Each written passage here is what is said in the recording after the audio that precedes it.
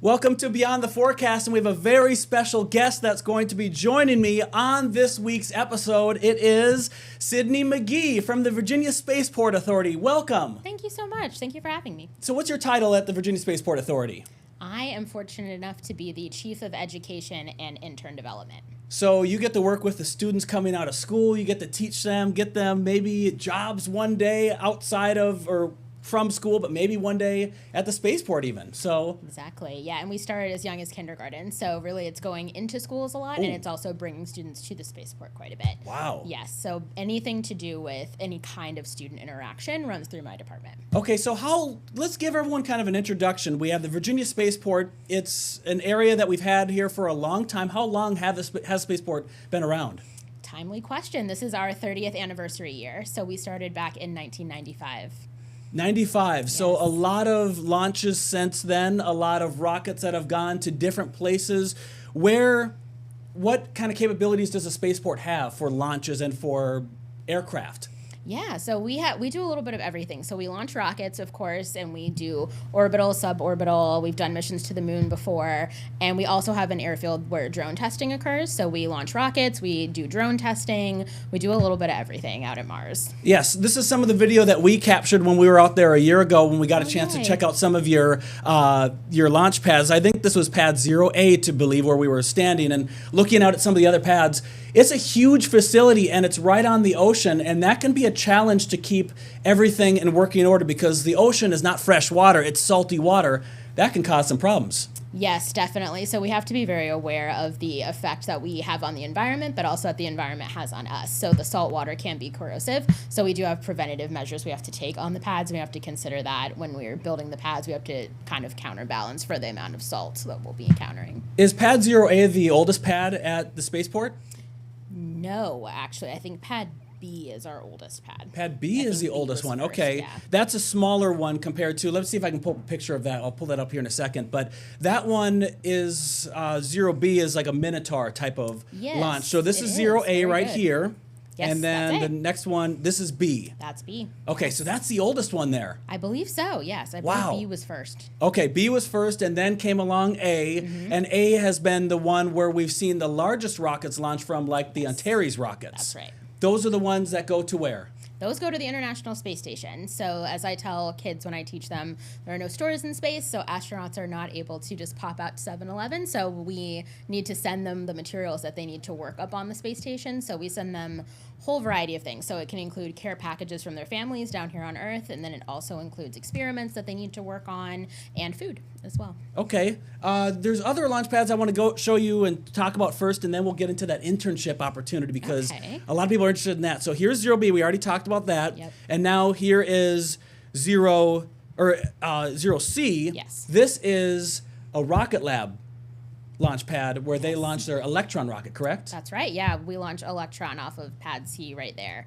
Yes, right next to A. That's right next to A. So we have, so it doesn't go in A, B, C, D. It does not. No, we mixed it up a little bit. Okay. So it's A, C, B, D, actually. Okay, and then here is D, and this is the newest one. That's the newest one, yeah. When, what's the timeline for this? Because we still see it's under construction in this picture here. Yeah, so we've made really good progress on D, and our kind of VSA section of working on D is completed, but Rocket Lab's been posting some really great updates on their website and Instagram. They have a lot of social media platforms, and they post progress as it's made, and they show videos of some of the testing they've done on there. So that's a great way to track D and how it's progressing. Yeah, it has a ways to go, but we can see the basic signs of it. That's really exciting, and that will hold a rocket that may be the largest one to ever launch from the Mid-Atlantic Regional Spaceport. That's cool. That is correct. Yeah, that's going to be the Neutron rocket, and that will actually, fun facts, we're the only U.S. spaceport that launches the Electron rocket, and will be the only place, period, where you can see the Neutron rocket launch. So it's pretty historic. I can't wait to see that. There, and for people that want to see it when they go to the visitor center at NASA's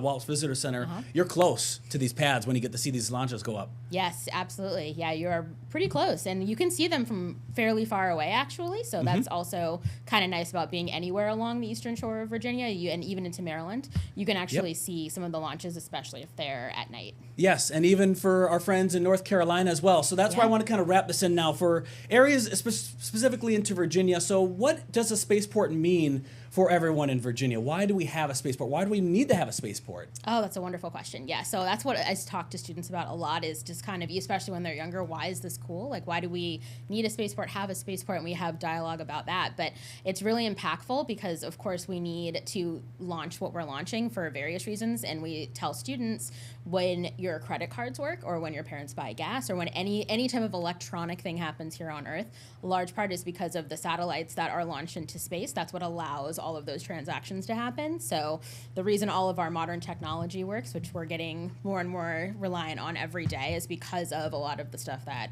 are launched in general, but a lot of the things that we launch out of Wallops. And we're actually a backup for the Cape down in Florida, so we launch into similar orbits. Yes, yeah, we do. Based on the position, we could get into orbital mechanics, but we're not going to do that right now. Oh, thank goodness. Okay. We're not going to do that right now. I love that. I didn't major in that, but I just started dabbling in it. It's fascinating. It's absolutely fascinating. It is interesting, though, yes. So who can be an intern? You said earlier, this starts all the way at kindergarten. Yes. Yeah, so we start working with students as young as possible because we want them to be interested in STEM, excited about STEM, and to see themselves in the world of STEM one way or another. So that kind of starts younger, and then when they get older into high school and college age, they can look at internship opportunities or shadow day opportunities where they can just come for a day and follow someone around, because that was our most common question, was what is a typical day like? There really is not a typical day at the spaceport, and I explain that to people and to students. And there's nothing wrong with wanting consistency in your schedule and wanting to be at the same place at 9 a.m., 10 a.m., 11 a.m. That's great, but this may not be the best position for you. If you're that type of person, you have to kind of like things changing up a little bit or problems popping up, and then you solve them in the moment. You have to be kind of a puzzle-oriented person or be excited by solving puzzles. And so we want to expose students to all the various aspects of the spaceport, because there's the engineering side, which is incredibly important, but there's also the finance side, there's also a marketing side, there's many different education side, there are many different sides. So whatever talent or skills that you have, you could probably find a way to apply it to aerospace. So that's a lot of what we spent time doing. And even this summer, we have a financial analyst intern coming on board. We have our marketing team is going to have an intern. We have opportunities for everyone, and we want it to be as open as possible to everyone. So this is younger students, or it could be students that are in college at the time too. Yes, so our internships are for high school students and college students. The programs look a little bit different. It's a little bit more intensive when they're in college. Sure. But yes, yeah, so for college students, you come in for 15 weeks and you just kind of get turned loose upon the spaceport. Wow, yeah. That's a lot to learn. It's a lot to learn, yes. So for interns, they're based out of Wallops, and that's where they're going to be, or I know you have a location in Norfolk too. We do. So it depends on what the team needs for the summer. So we have teams, all of our interns this summer are going to be based at the spaceport. They're all going to be at Wallops, but we have had interns in the past based in our Norfolk office, and then they have the opportunity to travel to Wallops several times during their internship. So everyone will spend time at the spaceport in one way or another. Either you'll be based there or you'll be in Norfolk and kind of go back and forth a little bit as needed. Okay. What are some of the opportunities for those interns after their internship is complete? Yeah, it's a great question. So about 20% of our current employees went through our internship program at some point. So we have a great kind of retention rate with our interns. If there are jobs available, it's awesome because it's such a unique workspace that it's nice to hire someone that you've already worked with, you've onboarded them, they've gotten familiar with our facilities and with the pads and everything. But, it depends. So if there's an opportunity for them, then they are often invited to stay. It's not guaranteed, but that does happen fairly frequently. So it does turn into great opportunities that way. But we also have interns that have gone on to other aerospace-related careers. We have several that work at Blue Origin and other organizations, or they can still apply the things that they learned during their time at the spaceport to their future positions.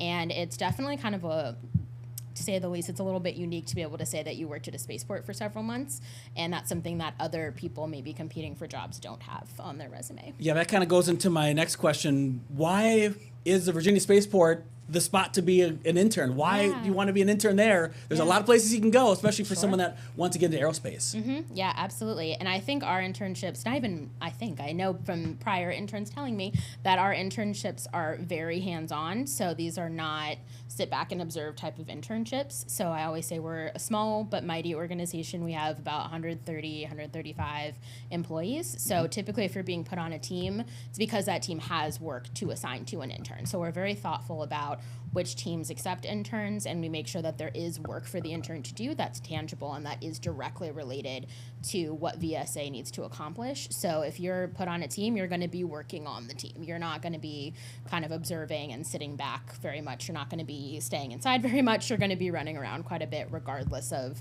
what your position is. You're going to be talking to a lot of different people at the company, and because it is on the smaller side, you get a much more intimate experience, which is really great. And our CEO knows who the interns are. All the managers know who the interns are and can really spend time with them and give them a little bit more attention, which is really nice. That's really great. The organization, you said it's kind of small. What is the size of the Spaceport Authority?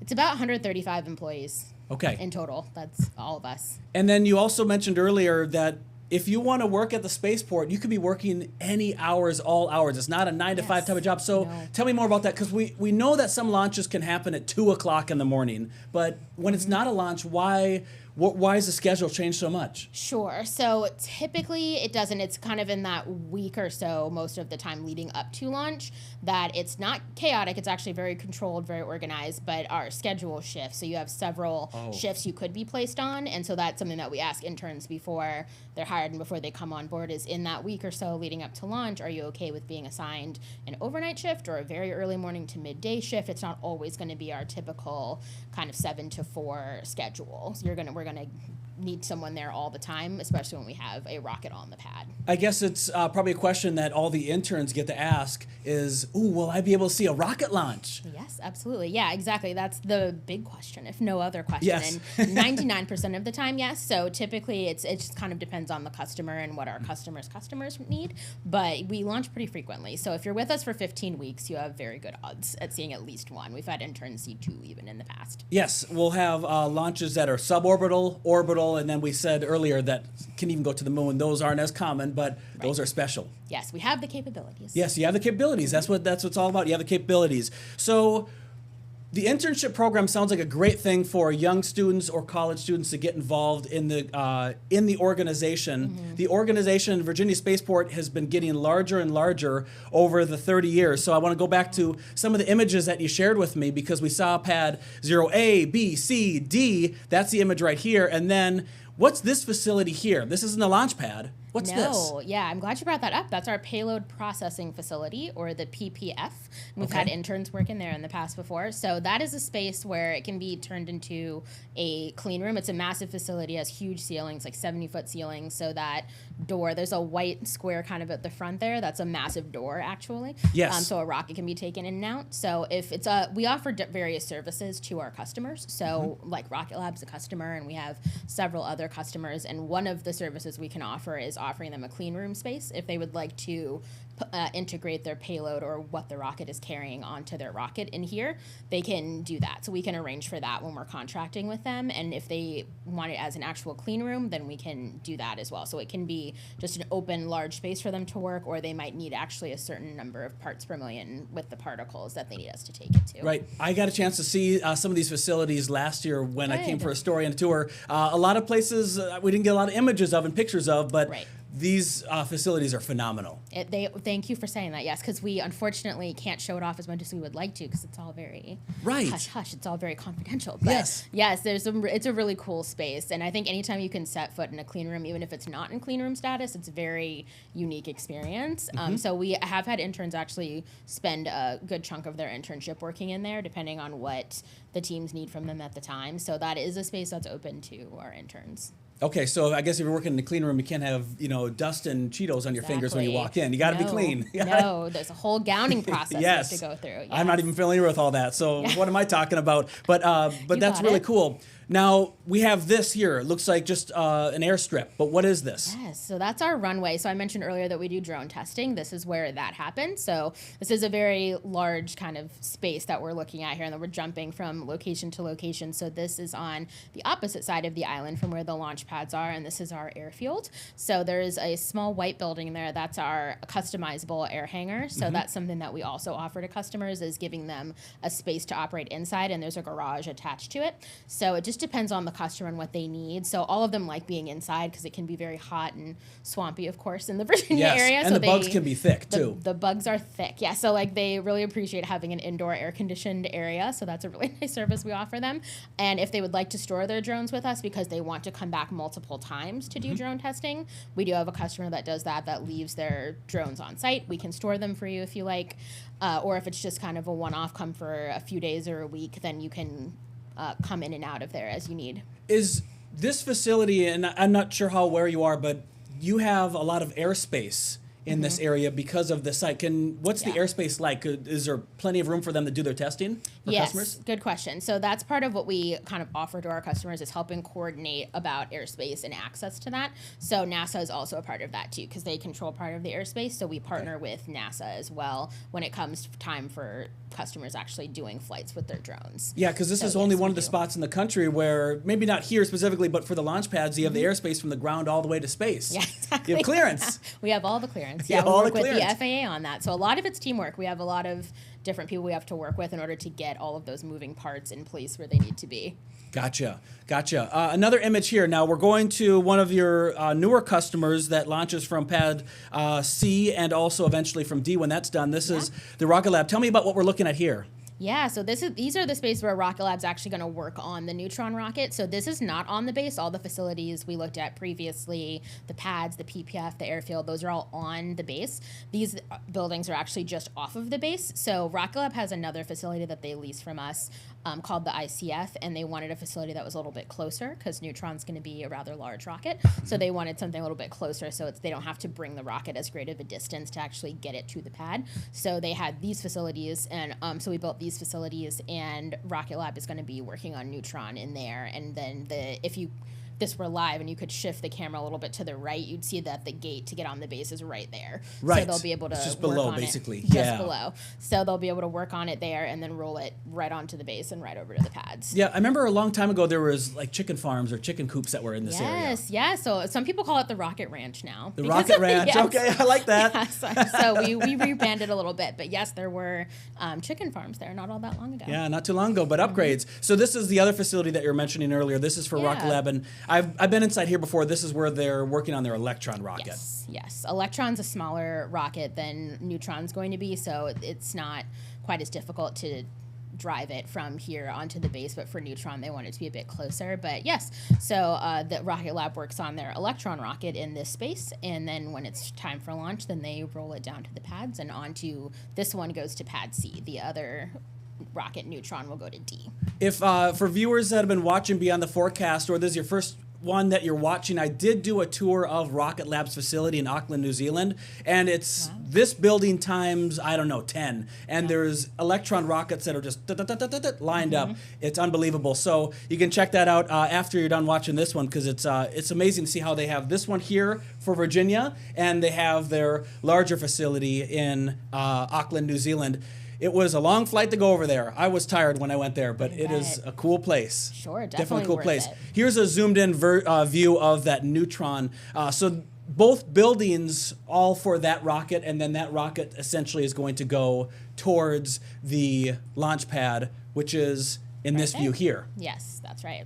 And so that one will get rolled onto pad D once it's fully completed. So the one you showed earlier. Yeah, pad D is kind of would be more in the foreground in this picture. Yes. What are some of the long-term plans or concerns if sea level rise or sea erosion? Have there been any concerns with that for this area? Because when we look at this image here, we see some rock jetties that are out protecting some spots, but other areas don't have that. So how is the kind of health of the overall land looking? Yeah, very good. So like that's exactly, you got it. So it's hard to see in the photo there, but yeah, there's kind of a rock wall there to help prevent some of that. So that was something that they had to think about all the way back in 1995, even, as well as kind of like how are we going to create structures here, and like what are we anticipating in terms of sea level, et cetera. So that's something that we definitely talk about a lot, especially when new construction comes underway. Like for D, it's like, okay, so how are we going to kind of prevent any corrosion or any, if the sea level were to rise or recede, or we have to kind of balance all of that whenever we're creating something new.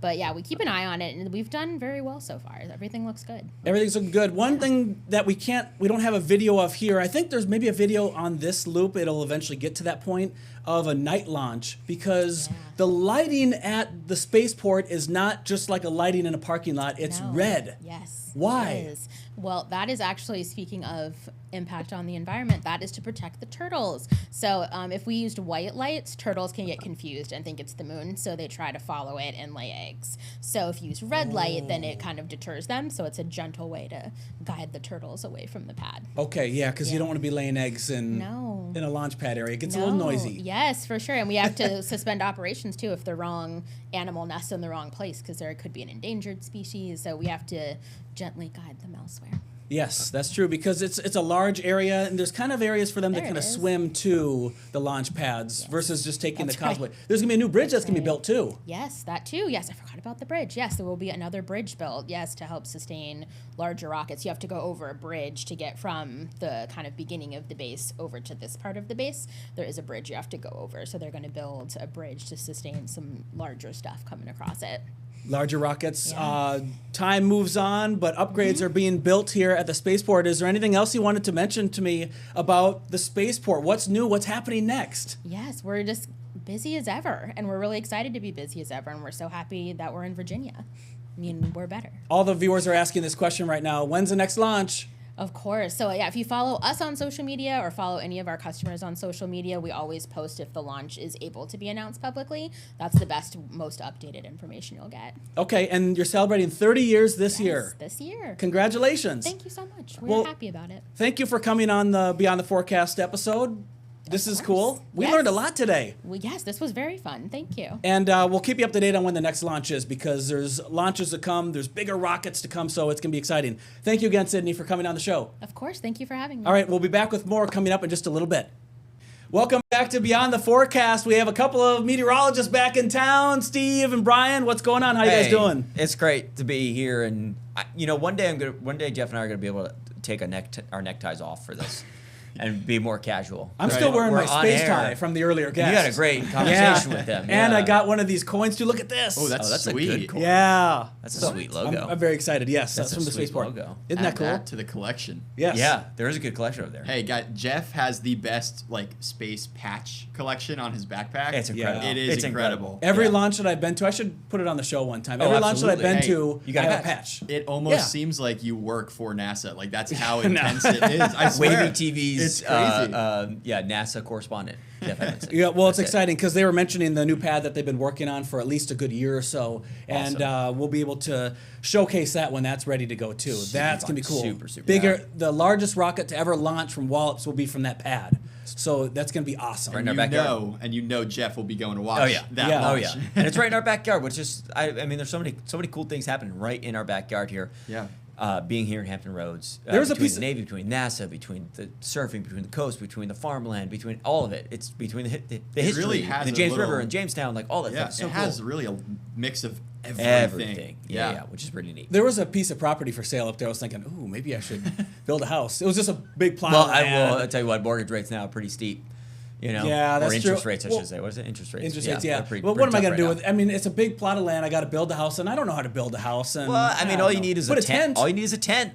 Yeah. And I mean, you're going to surf Chincoteague in tomorrow morning, so that's right there. The beach is right there. Yeah, good swell. Get a little Wow. second property. Yeah, there we go. Yeah, we could have every night. a spot for surfing, a spot for rocket launches. There you go. Right there. Yeah. All we need is a mailbox and a tent. And I would say the best time to do that probably be the summer, a little summer vacation. This is our segue to summer season. Yes. We're kind of exiting May. Good segue. Let's try my segue here.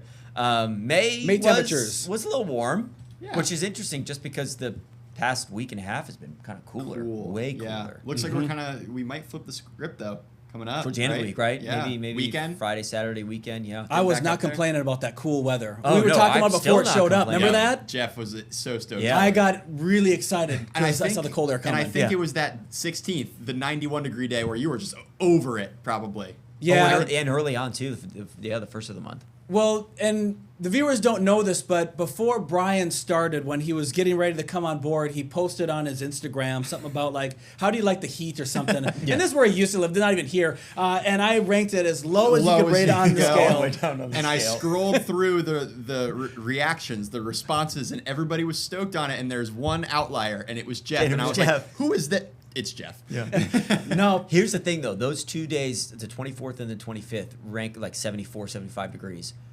Those were days we didn't have rain. And those Right. were perfect. It was For nice. Memorial Day weekend because we had Nice. low humidity. And when you think about summer, you think about June, July, August. I mean, around here, you know, you're coming up from Savannah. I mean, those are dog days of summer where you walk outside for 5 minutes Yeah. and you're sweating already. So it was kind of neat to have the unofficial kickoff of the summer season, Memorial Day weekend, and it felt like a nice, Yeah. refreshing fall weekend. Also, this past Memorial Day weekend, was a sneaker for the sun. If you did not have the sunscreen on, because Yes. you think it's That's a cool, really good point. it's comfortable, it's beautiful out. I was out on the beach watching the Steel Pier Classic. I won't lie, did not take my own advice. I went to the beach to watch a buddy from Georgia who was competing in it. He took down, by the way, the Big Kahuna event. Shout out to Noah Williams, he's a legend. That's a longboard event, right? Longboard event Yeah. for individuals 220 pounds and up. Oh, so just wow. a bunch of legends just going out there and On the big boards. they were Yeah, ripping. It was I believe it. all around awesome event. And then you got ripped by the sun. I got ripped by the sun. I was laying there on the beach enjoying, the good vibes. They had good music going, the waves in the background, all the surfing. Kind of took a little bit of a nap on the beach. Oh. Got home, my legs were completely red. They're fried. Smoked. Fried. smoked. And you would think it's comfortable. It's 70s. It's The low humidity. Yeah, that might be it. Or it doesn't Yeah. feel that hot. Yeah. But the sun will it's this time of year. The sun Yeah. angle's really high. So Yes. you're going to get cooked. even So, in like April, sun Yeah. angle gets real steep. yeah. I mean, the peak angle is in June Right. for the solstice at It's coming 77 up. degrees up. It's coming up. It's coming Yeah, up it's right around next the couple corner. weeks. Yes. Which is kind of, we start the summer season mid-June, right? Or meteorological summer starts June 1st. Yeah. It's kind of interesting that the peak of the sun angle is at the beginning of the season. yeah. You know what I mean? Right. It's not like the middle of the season. I always think that's something that's kind of weird. I know it's Yeah. not going to change or anything Definitely like that, but it's just something- one of those things. It's like, oh, it's still spring. Like, you don't think about that. You Right. don't think about, getting, even when it's 75 degrees out, you're on about, even on a day when it's 65 out, you could get sunburned this time of year. And one thing that's kind of fascinating too is that we know that the days get longer as we go towards that Yeah. summer day, and we know that days get shorter after the first day of summer. But the rate at which the day length changes slows down for around the first day of the summer and the first day of winter, Yeah. compared to the spring and fall when it 'Cause changes around 2 it's, minutes yes. a day. What's the shape? A parabola, kind of? Where it's like Yeah, peaking? curved. Yeah, It's curved. The, Sounds the like time. kinda Yeah, slowing it's down a little curved. bit. Yeah. Exactly. It's kind of Yeah. cool. Precipitation. We've had a lot of rainfall. Which has been good. Knocked out drought Yeah. for most of the region. There still is, I think, a level 1 or level 2 drought hanging around the Albemarle Sound.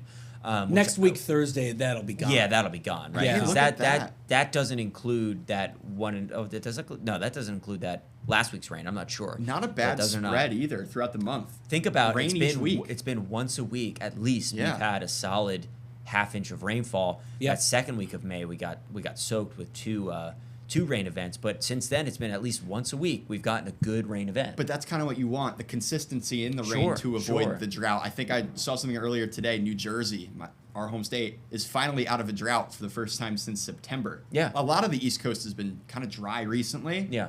Maybe not for us, luckily with this month. It's the same way as like trying to pay off a credit card bill or get yourself out of debt. Like Yeah. you have to just do it consistently Over to time. avoid getting in and falling into debt or falling behind on your Yes. bills. You just have to do it consistently, and that's kind of a way to think about staying out of a drought is being able to get consistent rainfall. But And that doesn't slow hap- soaking rain. or Yeah. slow soaking rain. That doesn't happen all the time. So it's like every now and then we'll get a dry stretch of 2.5, 3 weeks. Yep. Oh, all right, and all of a sudden we'll get 1 or 2 or 3 rain. And then rain we'll be events okay. Here. Yeah. So this is good. So how's everyone's garden doing? Excellent. Yours is doing good. I know. Yeah. I Yes. feel like everything. I don't got a garden. We but gotta I feel get we like- gotta get this guy some pots I need to for his start- balcony yeah, and yeah. get him some plants. I think going. I feel like everything is very green. Very this year. green. And you know what's Yep. interesting is that social media has also picked up on this. I've been seeing a lot of people recently posting that everybody's like, there's something different about this spring. It's very green this year. And I just contributed to there's been a good amount of rain for a lot of these areas, highly populated areas people are posting from. I'm seeing where these people are posting from, and I go to the drought monitor, and they don't have much drought. They've had a good amount of rains. I feel like that is Interesting. The rainfall's really helped out with that. Do you Yeah. think it's just people getting outside more and I actually also think that realizing- there's a little bit of you know that what I mean? too. Like they're There's actually a little realizing bit of that, that like, too. people just get outside and you're like, oh wow, the leaves are green. It's like, yeah, it's May. Welcome to You know? going outside. Welcome to the There's a outside little world. bit of I that mean, too. maybe, yeah. There's a little bit of that too. Maybe a little bit of that too. Coming up in a little bit, we're going to do a quick break. We're Yeah. going to talk about the prediction for what's going to happen in the next 3 months. And I still for have to rainfall. ask Jeff about his garden and the pepper plants. Oh, yeah, that's a whole story. I have an update for yeah, an update. That's a whole story. We'll have it right in just a second. All right, welcome back. So, yeah, garden. One of the pepper plants that you gave me, Steve, I think was squished by a, not my dog, Don't say but I think by a Buzz. squirrel. You No, think so? no, Buzz isn't Well, doing how in big there. was it? How big was it? How big is it? We're looking at the height right now is about 5 inches. Mine are like almost 7-8 inches tall. 2 of them. Wow. 4 of them. Backstory. I gave Jeff a bunch of seeds from random peppers that got from the farmer's market. No Yeah. idea what kind of peppers they are. The variety, weird purple cayenne peppers. Who knows? You'll learn Heatless that when they grow. habanero. That's the fun part. We'll learn what happens when they Who grow. knows? Yeah, ghost And peppers, they've yeah. been sprouting like nuts. It's been crazy. You were confident. You're a confident gardener where you put one in each spot and Yes. you got it out. I Yes. was very skeptical. I put 3 seeds in each little hole we dug out, and everything sprouted. The success rate for those seeds was good. incredible. It was good. So we were talking about me having to, my wife and I had to splice and get rid of some of the smaller plants. Yeah. Here's the thing. They got strong enough that they had roots. So instead of just cutting them, we were able to gently pluck Oh, you got it out. with the roots. 5 of them we took out. They're sitting in water right now for about a week or so, thriving. So when I get those roots to get going again, I'm going to put them in another plant. Nice. Because it was like I thought I was going to have to kill the whole plant to give it space, and sure enough, we were able to get it out, and it still had strong roots. So I was like, oh, let's drop it in water. The way Let that it go. the way that this week is going, I mean, outside is like living in the water right now. Yes, With all so this rain that we have. I was hoping that I was thinking probably wait next week to get them outside when maybe there's some sun I could water them. But I was thinking, man, maybe this was the week to get them outside because we got rain pretty much every other day. Rain every day, and then more rain coming in the Yeah. the next couple months. So this is June, July, and August. This is from the Climate Prediction Center. We're in the green zone. We're gonna get rain. Yeah, it's on the low end of that green. Yes. And this okay. So these graphics they kind of can be a little bit misleading. Yeah. here, Yeah, the they can outlooks be. from the CPC because they're more of a here's our confidence level that things would be above or below normal, not necessarily the amount. Yeah. Right. Not the Right. amount that it'd be above normal. So we look at this, we're saying okay, we're kind of in the lighter green. So the confidence is kind of shaky, but it's low confidence that we'll have precipitation above normal for June, July, and August. That's pretty much what this is saying. Yes. Yeah, that could be a couple inches, a half inch, quarter of an inch. It's above impossible. normal. It's one thunderstorm. Exactly. Yeah. It could be One thunderstorm can blow out your Yeah. whole rain total, and you can be 5 inches above normal for the summer because of one day.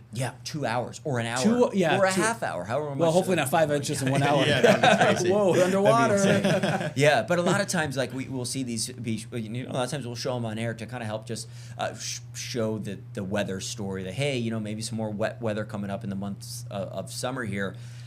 But it's really hard to gauge the specifics of how much rain. But we're I gonna like get. the word you use, the confidence level. That's 'cause that's what it is, when right? it comes Mhm. to Yeah. these, really long range outlooks, June, July, August, that's a long range Yeah, outlook. man. You It's need 90 to days. use words like your confidence level. You can't get into specifics, when it comes to the month of August at this point in Yeah. the year. So it's Yeah. important to kind of, see your long range trends and maybe look back a little bit. This is kind of how, the Climate Prediction Center kind of makes these forecasts. Mm-hmm. That, they have past seasons that they can kind of look to see, okay, how has this year been? How can we compare it to previous seasons? And then they put their forecast Yeah. out that way. And again, saying it off of a confidence kind of scale is the best way to go about this because it's so long of a stretch of Yep. time. There's pretty much say we're we have some confidence that we'll get rain above normal for the next 3 months. But we're also it could be right around normal. I think the good takeaway for this is that when you compare it to the drought monitor, so if you're in the area that's green that we saw, if we're going to have a better chance to have a wetter than normal season, we'll probably have a better chance to get out of the drought. Yeah. And or remain out of a drought. Or, Yes. keep that consistency. Stay drought free. Stay drought This free. is just looking at kind of the local map. You can see the colors correlate to the drought level, zooming it in. So this doesn't show the whole country. Off to the west where there is that drier than normal pattern that's coming up for the summer. They are in droughts in those parts of the country, so that's not good. That's not good. And we're honestly across the Mid-Atlantic and across most of the East Coast, that was in the CPC zone of having more rain for the summer, which is good because not a lot of the East Coast was in drought. So hopefully we could keep it that way. And hopefully that just means, some daily thunderstorms a couple times a week, and then that's nice it. Viewing. Yeah. Maybe a couple of rumbles while you're going to bed. A nice set the tone for a nice evening. Some sub-severe stuff. Yep. Nothing to worry about. That too, the sub-severe. Not like, what was that, the other week we had in May? Well, thunderstorms when I go to bed aren't comforting anymore. Let's get this straight because bedtime, we're different here because you're close to midnight or after midnight when you're getting home. After midnight. So I'll stay and watch radar if there's a chance for severe weather. Jeremy will come in to take the morning show. Do a swap. So I would say if it's 3 o'clock in the morning I hear thunder, then I'm okay. But if it's 1:30 in the morning, I'm still in my time. Yeah, still my time. And you're like, okay, what is it going to be next? Yeah. So also backstory to that there was was it last week or 2 weeks where I think it was almost every day we had those thunderstorms roll in. And there were at least a couple warnings with them almost every single time. I think it was 2 weeks ago. That was 2 weeks ago. It was just, I think by Friday, Jeff and I were just going, oh my gosh, you were exhausted. I was wiped out. Yeah, because it was a lot of times it was after sunset, late night hours. That storm system that moved through like the eastern shore and then up towards that was crazy. That was the day with the line, that big squall line that went through Delaware. Squall. Oh, so yeah. For the viewers here, you may have not noticed that, but that was it a was couple Fridays ago. Yes.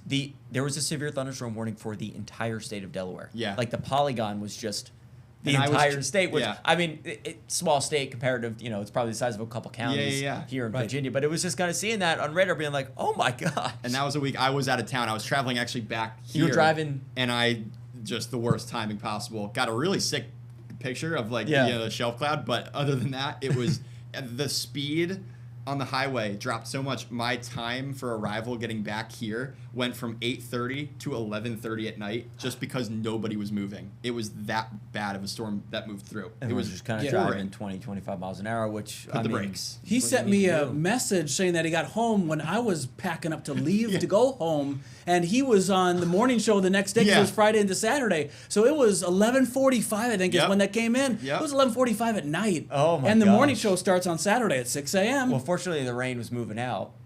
Rain was moving out because I was leaving. Out, so you were able to kind of. We were cruising there. Cruise in, the forecast settled down a little bit. You don't want to be going across the CBBT in a thunderstorm. No. That'd be that also happened to me once coming down to CBBT, and I think I was turning over with, I think it was Ricky at the time, or someone, and I was cruising down CBBT. We were looking at all these warnings. They were way off towards I-95, but then we rolled in, and I think you and I that evening were covering a couple tornado warnings.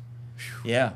That's nothing more nerve-wracking when you're driving home and you're, you know what I mean, and you're driving and then you're going, the radar's looping in the back of your head. But hey, look, that's Hampton Roads in the spring. Yeah. That's the springtime. It gets Absolutely. active around here. Yeah, It does. Yeah, it's been pretty active season so far. We're grateful to have that rainfall though, which is good. Yeah. Yes, good slow soaking rainfall. One more topic that we have is about the temperatures. We'll go to a quick break and then we'll talk about the temperatures as we go into the months ahead.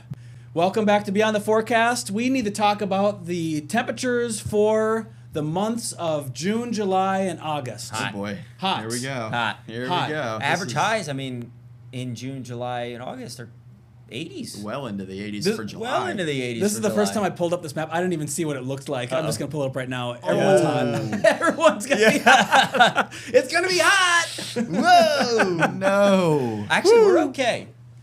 Hey, look. Well, actually, no. No, we have a sliver. Sorry, We I have was looking at North Carolina. Yikes. All right, Albemarle Sound looks okay, but yeah, we're kind of in the deeper confidence higher level. confidence chance. Higher sure. confidence levels Yep. that things are going to be pretty toasty this summer here. Get ready for it. Here's the thing though, this is average, Right. so this could mean 1, 2, 3 days where it's like blistering heat, and then 4 or 5 days where it's kind of right where we're supposed to be, maybe a little less, but it's just the way that things balance out. It's where the lows come up, So like this doesn't mean every single day is going to be 95 plus.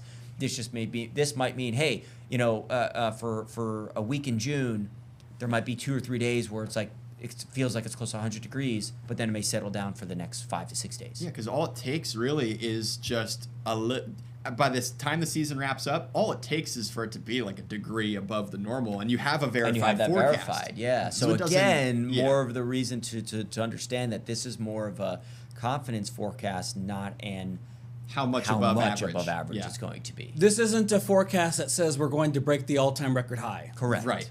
105 degrees. Do you think we're going to do it this year? Do you think we can crack it? I'm just When gonna was say the last time we got 106. close enough? Do you ever remember a time? We had a couple of hundreds a few years ago. Not last year, I don't believe. We had 100. A couple years. degrees. I think I was here. I Couple was years. working Yeah. here with Yeah, you. you I were think here. we had a couple 100-degree days. Yeah. I was just in Savannah. I can't do it again. It's Do you get always- above 100 a lot in Savannah? Yeah. Oh, a couple. Not the heat index, raw temperature. The raw temperature. Oh, raw temperature got around it. Well, Heat index was pushing 110, Sure. 115. Yeah, But no, it's we're just as talking the actual proximity to the temperature. water. Actual temperature And is I would probably say between proximity to the 95 and water, 100. Between 95 and 100 for a good Right. couple days throughout the summer. I'm just gonna hope that we don't hit the all-time record this year because I'm sick of that kind of heat. And again, like last summer, I think we had, there was a week in July where it was tough. Yeah. But then that was really it, And then the rest of the summer was like, okay, this is a little bit tolerable. A couple hot days here or there. You know what I mean? Humidity is just what gets all of us. Stifling. I think the biggest thing is actually the really warm nights. That might be worse than when I it's really agree. hot in the Mm-hmm. daylight. Because if it's going to be hot during the day, it's going to be hot during the day. You expect it. But if it's, still 70, 80 degrees at 8, Yeah, you 9 can't- o'clock at night, can't it's cool like, off. oh my God. You're like Right. chilling out outside and you're just like sweating. And it's like the Right. sun's down. That's also why all the trends, point towards seasons being warmer than they are usually. It's the overnight lows. Overnight overnight lows. lows. Yeah. It's Yeah. those that we're gonna have all these fluctuations day to day. You have a couple hot days and a couple cool days, a couple hot days, a couple cool days, but those overnight lows just stay up, Trending up. Yep. So they skew the averages. Big time. And then that's why you always see those headlines. Oh, the summer was 8th hottest on record. It's like the lows Yeah. don't cool off. A couple of days ago, when I was heading home after the 11 o'clock show, the air temperature outside was around 57 degrees or so, and it was clear out, so it wasn't humid or damp, and it wasn't raining. I rolled down all the windows, Yeah. no heat. I said, I'm going to get cold one last time. There you go. Because I don't think we're going to have lows in the I 50s. think you can tonight. Graph was going 58. Could be. Yeah, more humidity, though. It's we're in a different pattern. wind flips out of northwest. We'll see. Oh, that's true. Yeah, It's maybe true. we tap We'll into see. that We'll dry see. air. Speaking of because I described this as well. We were talking about temperatures cooling off, temperatures being hot. He'll appreciate this. Our meteorology 201 professor, one of the first things he taught us is freshman year. Penn State, everyone. Penn State. This Sorry, Penn State sorry, talk. so we had the same professor. Shout out to back Dr. freshman Neese. year. Dr. Neese is still there. Legend. I remember him saying, he goes, temperatures are not hot, temperatures are not cold. The air is hot and Yes. the air is cold. So the temperature is just the value, Yeah. right? Yep. That has been in my head for more than a decade. Hot or cold is just the feeling. Yes. How it so feels. it's been more in my decade. So I have strived so much in this career not to say on air, yeah, temps are getting hot this week. 'Cause that's temps not are technically- going yeah. temps are going up Or down. things are getting Wow. hot. And it's You just blew my in mind. my head. It's been in my head. So That- then anytime a producer or a story's written headlines, they're like, yep, temperatures are looking really hot today. Just in my head I go, Yep. no, that's wrong. That is, yeah. Yeah. And It's to just this, silly. When I It's was a just silly. freshman, my freshman, that was the first thing you learn your first day of That class. was like he had like a list of like a couple like myths and Yeah, stuff okay. that Yep. like, you go over and all That that was- stuff. So then also I'll bring you, this is a good topic too. A friend of mine years ago, he always asked, he's like, why, if we use the real feel and the heat index so much in the summer, why don't we just use that as the temperature? If we're using the temperature as like, this is how it feels outside, why, question. what's the That's a difference? fair You know what I question. mean? Fair question. It's a very fair question. So I remember just, trying to answer that question to him, meaning like, well, the temperature is more of like, to him, I was like, hey, think of the temperature value. It's like, that's more of like a measure of the energy in the air. Yeah. And like the air particles moving around. I don't know, that's Yeah. how I kind of described it. It's Yeah. like more of a measure of Right. like kinetic energy in a way. Yeah. Kind Ooh, of. see that's if- advanced. Yeah, I'm thinking. Let's see if Jeff's brain gets going here a little bit. I'm thinking. That's how I thought of it, was like, that's a value of like, Well, absolute zero, you don't have movement. That's a theoretical Sure. reading. Absolute zero as in 0 Kelvin. Yes. Not 0 Fahrenheit. 0 Fahrenheit Yeah. is... What's 0 Just- Fahrenheit? I don't... just cold. Yeah, it's cold.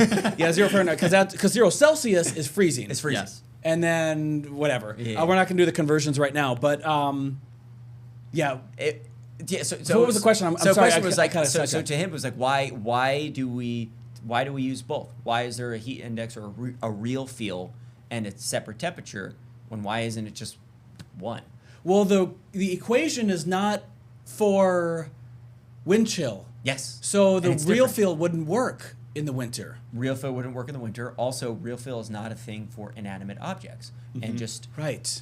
material. You know what I mean? Like Just metal, for example, Exactly. Or sitting your under the hot car, sun. Plants. all that stuff. Plants. The real feel, heat index, or the wind chill. Two kinds of real feel things. Formulas are different. That's just for how the air Yeah. feels to the human based on the bodies. current conditions of the environment: humidity, wind, temperature, dew point, all point, that kind of yeah. stuff. So Yeah. I don't know. It was a fun talker. You know, That's a good one. I was like, I think temperature is just think of it more as a measure of the energy in the Yeah. air. It's a good way to Hottest put it. temperature you've ever been in? Because we talked about coldest before, haven't we, on the show? I would say low 100s. I was Yeah, biking to low class, and it was, because I'm getting confused with the heat index, but it was, I think it was around 104 degrees. Ooh. It was really hot. I don't know what the heat index was. Maybe it was 115. I think there were a couple days I think I've experienced like maybe 101, 102. Yeah. Real feel close to maybe like 110. I And haven't that was been- in Northeast Florida, so humidity Had to played a be huge more than role. that Yeah. in Northeast Florida, because you probably were in environments where it was close to 115. Real I feel, would- heat index. Heat maybe. index. Yeah. Yep. We did drive. I mean, when I drove across country when I was moving from the West Coast to the East Coast, we did drive through like the desert, like kind of like down through Nevada and stuff. And my 04, Jetta, we didn't have AC. Oh. The air conditioning kind of, Yeah, the breeze. went out, and there was three of us in the car, and we were just kind of windows down, just like sweating. Yeah. Just like, oh. Yeah. I think it was in the 90s though. I don't think it was that I want to bad. talk about wet bulbs sometime, Let's the wet do bulb it, temperature, yeah. but I don't think we have enough time today because I No, just I took the think we're time out of and like, time right oh no, now. that's Yeah. opening a can of worms. So we're gonna talk about the wet bulb. So it's not a light bulb that's wet. No. It's a temperature that you can measure. I don't know. I should get a wet bulb. We should get a sling Yeah, spectrometer. absolutely. Yep. Absolutely. We did that in my last story. We did that in my early meteorologist class as a freshman. That was in 2005. Yep. We first talked about Katrina because that was right when class started, so course, that was yeah. intense. But then after that storm passed and we got back to the curriculum, the Dr. Arrett brought it in and it broke. Did it break So- a window? No, Oh, it, okay, it okay. fell off, but the Hit thermometer somebody? was mercury. Oh, So no. class was over. Yeah. Bye, everyone. Get out of Class there. was over. So I was bummed because You wanted to do that experiment. Yeah, you wanted Yeah. to learn about it. Yeah. because this wasn't only for meteorologists. This was for other students that are engineers that had Sure, to take had that, to take that. basic meteorology class. Right. Sure. So they were like, yeah, no class. Like, well, I wanted to see what A happened lot of next. crossover in sciences. Meteorology Just covers a STEM- whole lot. STEM in Covers general. a whole lot. Yeah, it's Yes, cool. it does. It's cool. All right. Well, thanks It's for fun. joining us. Fun Thanks stuff. for hopping in. We talked about May. We talked about what's coming up this summer. We have what's next Cool week? episode next week. So next week we're approaching the anniversary of D-Day. June 6th Yes. is the anniversary of D-Day and the invasion and storming the beaches of Normandy and all that. Weather played a huge role in that operation. Huge role. So we're going to talk about the forecast that unfolded and the pressure that some of the meteorologists were under to make these decisions. And then also, hurricane season's coming up, so we could also intro a little bit about hurricane Yeah. season. So I'm we got excited some fun about that. topics coming up next week. Yeah, I'm excited about that D-Day stuff Yeah, be because cool. I love that history. That's Yeah, cool. it's really neat. All right. And then, Brian, you have something coming up too. Yeah, coming up Monday. We're filming it on Monday. First episode of Hang 10. That's my surfing show. We're going to talk Nice. about all things surfing, whether it's wetsuit science, whether it's how waves form, or just talking to the thousands of surfers Yeah. across our area. Some pro, some amateur, some guys who really like to shape boards, shape fins. Maybe some weeks where we're just getting out into the water Yeah. and just going surfing in new locations. And some video in the water too, which Yeah. is great because he films everything on his GoPro in the waves. He figured out a way to get paid to surf. He figured it out. My method. Hey, if you can't be a pro surfer, find your way around it. Yes. And you can become a pro surfer. All right, well, we're going to That's leave it at awesome. that. Thanks, Brian. Thanks, Steve, for hopping in on the show. We'll be back again next week.